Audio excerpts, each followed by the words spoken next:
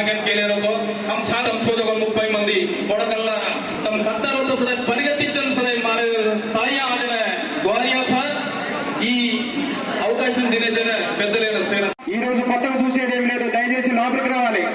సభా అధ్యక్షులు అడ్వకేట్ వెంకటరమణ గారికి మరియు రాష్ట్ర వ్యవస్థాపక అధ్యక్షులు ముఖ్య సంజీవన్న గారికి మరియు కార్యక్రమం గురించి చెప్పండి. అందరూ పేర్లు చెప్పొద్దు దయచేసి ప్లీజ్.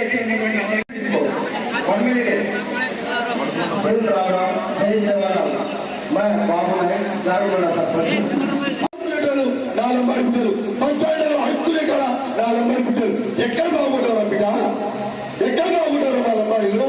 ఎందుకు మా మీద ఈ ఏడుపు? ఎందుకు వచ్చిందా మీకు ఈ ఆలోచన?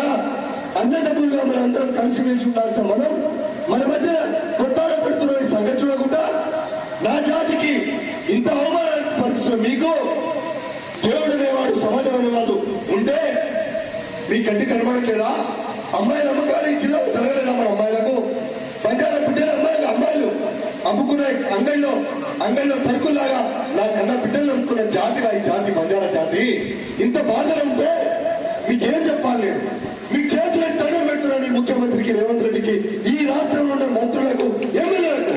అయ్యా రేవంత్ రెడ్డి, నువ్వు గెలిచింది కొడంగల్లో మా ఓటతోటి, పాలనలో అయ్యా మేము మీకు అధికారం ఇచ్చాం, నువ్వే చెప్పినావు. లంబడోలు లేకపోతే ఈ రాష్ట్రంలో కాంగ్రెస్ పార్టీ అధికారంలో రాకపోయేదని నువ్వే చెప్పినావు. ఇవాళ వెళ్ళిపోయింది ఆ ప్రేమాభిమానాలు.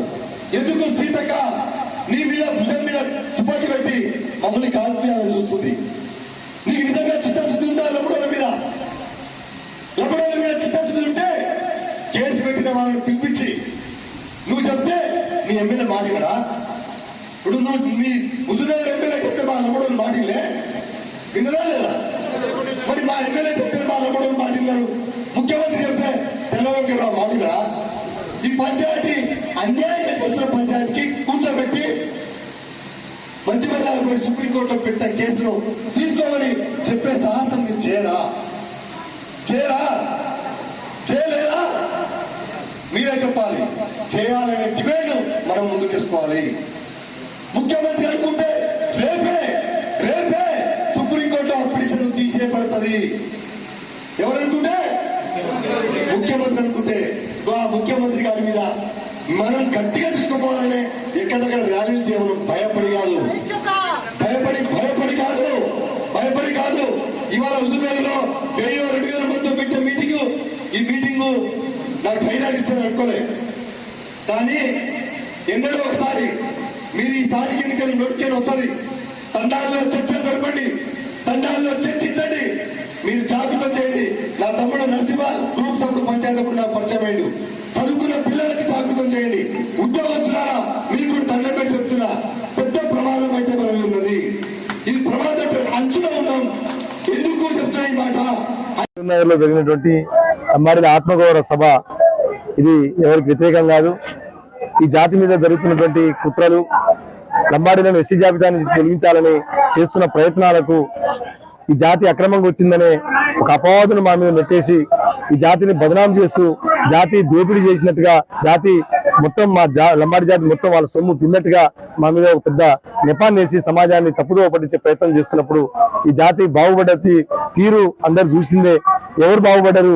ఇప్పటిదాకా మా లంబాడి జాతి బాగుపడ్డటువంటి చరిత్రలో 1-2% బాగుపడ్డ వాళ్ళని మేము చూసి లంబాడి మొత్తం జాతి మొత్తం బాగుపడ్డట్టుగా, లంబాడీలు మొత్తం వాళ్ళ సొమ్ము తిన్నట్టుగా మా మీద ఆరోపణ చేస్తున్న దానికి విరుగుడుగా మా ఆత్మగౌరవాన్ని కాపాడుకోవడంలో భాగంగా ఇవాళ సమావేశాన్ని పెట్టుకోవడం జరిగింది.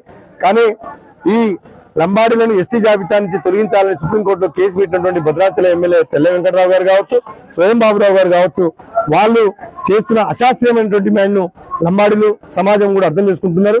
ఈ పార్టీ కాంగ్రెస్ పార్టీ సంబంధించిన ఈ నాయకులు సుప్రీంకోర్టులో కేసు వేసి మా జాతి మొత్తాన్ని అతలాకుతలం చేయాలని, దోపిడీదారులను కుట్రదారులను చేయాలని ప్రయత్నం చేస్తా ఉన్నారు. తక్షణమే గౌరవ ముఖ్యమంత్రి గారు పొంగులేటి శ్రీనివాసరెడ్డి గారు, ఈ రాష్ట్రంలో ఉండబడిన మంత్రులు, ప్రభుత్వం మొత్తం లంబాడీలు ఎస్టీలా కాదా, లంబాడీలు అక్రమంగా వచ్చిరా సక్రమంగా వచ్చిరా, లంబాడీలు 1976 108 అమెండ్మెంట్ ప్రకారం ఎస్టీలా కాదా అనే విషయాన్ని మీ అధికారులతో ఒక ప్రకటన చేయించాల్సిన అవసరం ఉంది. ఎందుకు మీరు ఇంకా నోరు ఇప్పట్లేదు? మా మధ్యన కొట్టాటలు మీరు ఎంజాయ్ చేద్దామని చూస్తున్నారా? పదే మాకు చక్కెర కింద పెట్టే పద్ధతుల్లో మాట్లాడుతున్న మీరు ఎందుకు మా జాతి మీద జరుగుతున్న దాడిని మీరు ఎందుకు ఖండించట్లేదు? ఎందుకు మీరు నోరు ఇప్పట్లేదు? మేము అదే ప్రశ్నించదలుచుకున్నాం. మా ఆత్మగౌరవానికి సంబంధించిన ఇష్యూ ఒకసారి 2 సార్లు ఈ జాతికి తెగలకు మేము రక్షణ ఉన్నటువంటి మమ్మల్ని టార్గెట్ గా, లంబాడి జాతిని టార్గెట్ గా ఇవాళ మొత్తం దేశంలో ఈ తెలంగాణ రాష్ట్రంలో ఒక దేవుడిగా చిత్రీకరించే కుట్ర చేస్తా ఉన్నారు. సోదరులకు నేను వాళ్ళకి పిలుపునిస్తా ఉన్నాను. ఆదివాసీ సోదరులు మా అన్నదమ్ములే, అందరం కలిసికట్టుగా ఉండాల్సి, ఎవరి మీద పోరాటం చేయాలో, ఎవరి మీద మనం ఫైట్ చేయాలో అది ముందు పెట్టేసి మనం కొట్టుకునే పద్ధతుల్లో మనం ఇవాళ వ్యవస్థ తీరు యావత్ సమాజానికి మంచిది కాదు. మీరు చేసిన కుట్రలతోటే జీవో నెంబర్ 3 పీకింది. ఇప్పుడు ఇంకో ప్రయత్నం ఏమైనా చేస్తే మీరు ధైర్యం చెప్పండి. ఏజెంట్ చట్టాలు ఇంకెవరుంటే అవి తీసేస్తామని మీకు ఏమైనా ఆలోచన అవి మీరు చేసుకోండి. అంతేగాని లంబాడి మీద దోషిగా పెట్టి కింద చట్టాలు మొత్తం ఎటుపోయిన పర్వాలేదు అన్నట్టు చూస్తే మాత్రం చూస్తూ ఊరుకో. ఖబర్దార్, ఈ రాష్ట్ర ప్రభుత్వానికి మేము హెచ్చరిస్తున్నాం, డిమాండ్ చేస్తున్నాం, విజ్ఞప్తి చేస్తున్నాం.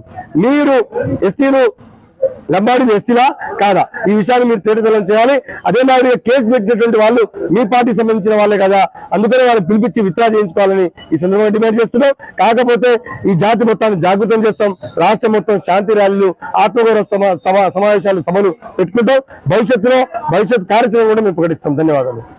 Minute to minute live updates కోసం మా R9 తెలుగు న్యూస్ ఛానల్ ని లైక్ చేయండి, షేర్ చేయండి, కామెంట్ చేయండి. మర్చిపోకుండా బెల్ సింబల్ ని క్లిక్ చేయండి. సబ్స్క్రైబ్ చేయడం మర్చిపోకండి.